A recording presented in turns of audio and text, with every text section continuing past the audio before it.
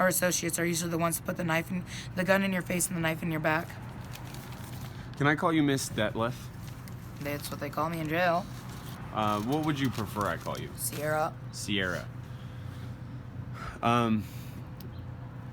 Your poem was so fast-paced. What do you consider this? What kind of literature is that? Sitting inside of a jail cell for 11 months straight looking at a cell wall. So it's just rapid pouring out of thought onto paper. Yeah, pretty much. Okay. I consider that art. Are you videotaping it? I am videotaping you because I find you very interesting, and I would like to make a small documentary about you. Is that okay? If you wanted to. Okay. So, Sierra, my name is Aaron. Nice to meet you. Nice to meet you too. My questions for you, because we've already talked a fair amount. You've already told me where you're from, and I've seen your birth certificate and a bunch of legal papers. You've already shared that with me. And I just want you to know I'm grateful for that. I'm grateful that you opened up to me today, because I was talking with Jeff, your friend, and he said that this isn't something you usually do. He said that he never sees you open up to strangers like me. But can't really tell people the last 4 years of your life is look down a gun barrel, go $60,000 looking for a cost painted by a car, doing 1 year inside a Penrose Hospital nursing home, having your body limbs chopped off, doing 668 days inside of a jail cell. You can't really tell civilians that. Yeah, you can't. You really can't. Because they don't want to hear it. They don't care, right? I guess. They'll care if there's a fucking gun pointed at their fucking face. Right? But you'd never do that to somebody, huh? No, because I know what it's like. I don't need to have a gun barrel to fucking feel and power. I have 2 fingers and a strand of horsehair. And trust me, I've used my 2 fingers to get me the fuck out of situations alive. Oh, man. I know you're not kidding. That's what makes it funny. I literally have used my fucking 2 fingers to get me the fuck out of situations alive. I know. I totally believe you. So, where are you staying these days? What do you do? I sleep on the fucking streets. I stay anywhere I please. Doesn't matter if it's this side of town or if it's the other side of town. Where are we at right now? Jives. 23rd and West Colorado Avenue. How often do you come here? Whenever I can afford to. 3 times a week so far. Usually. Why can't you afford to be here more? Depends on how much money I make off civilians. And how much do you make on average? What, $20 a day? $20 a day.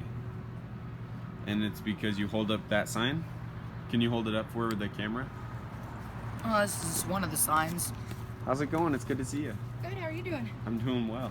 Just interviewing Sierra here. Oh, sorry. Yeah, no problem. I'm glad that you stopped. Let's talk later on, okay? I'll be there. That's the signage up. I've held aged out of foster care, homeless, and hungry.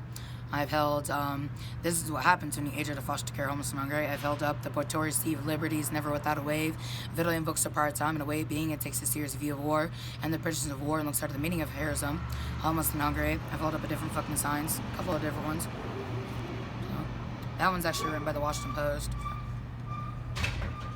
I see.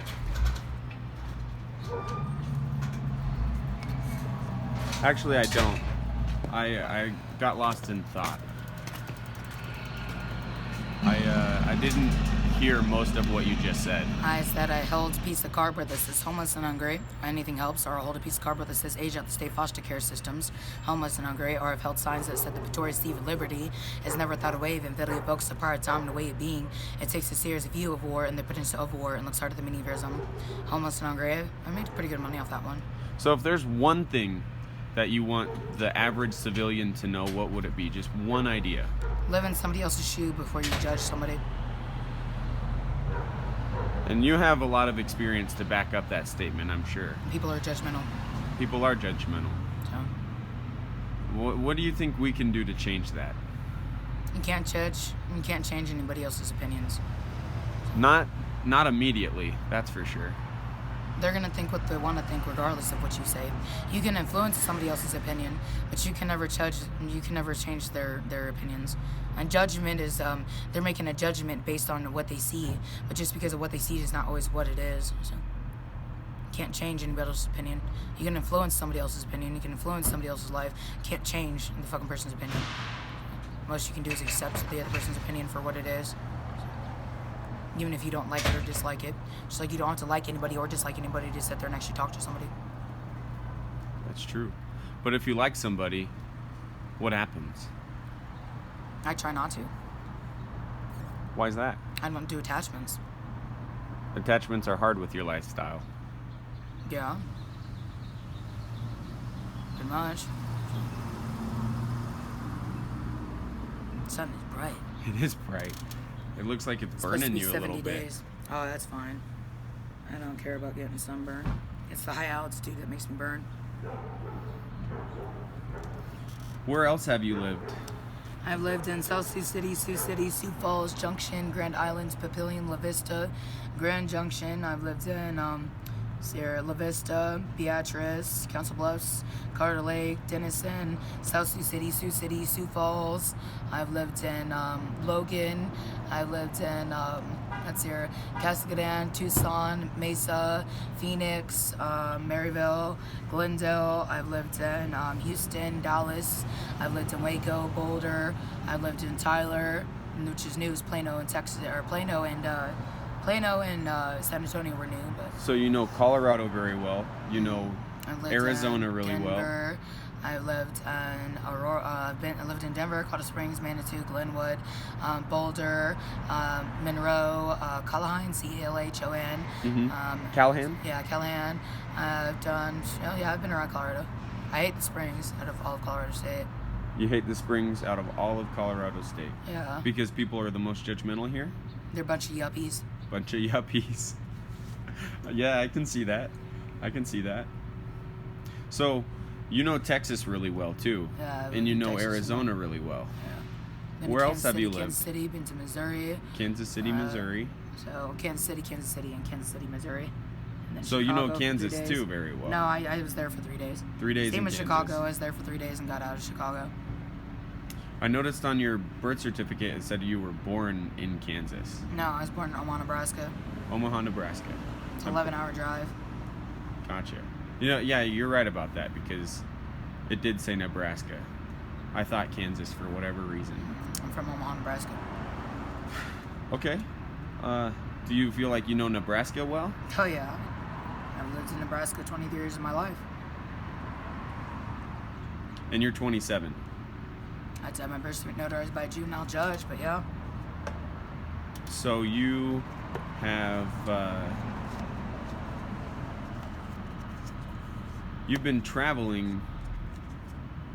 You said 23 years you lived in Nebraska, so you've only been traveling for 4 years. And what else do you have to share? Nothing? Okay. Let me ask you about the stranger that hit you with their car. It's a PhD doctor. And what happened in that interaction? I gave away $60,000, and a week later, I looked at a fucking car being hit at 60 miles an hour. Looked at 4 cops right before I was hit by a car. Woke up at a Penrose Hospital, looking at 2 cops going, "Ha, motherfucker, we're not gonna arrest you today." Did 1 year inside of Penrose Hospital nursing home with metal bars strapped to my goddamn body limbs. Having my body limbs chopped off, doing 668 days in jail. There's really not much to tell about it. How long ago was it that your leg December was... 13th of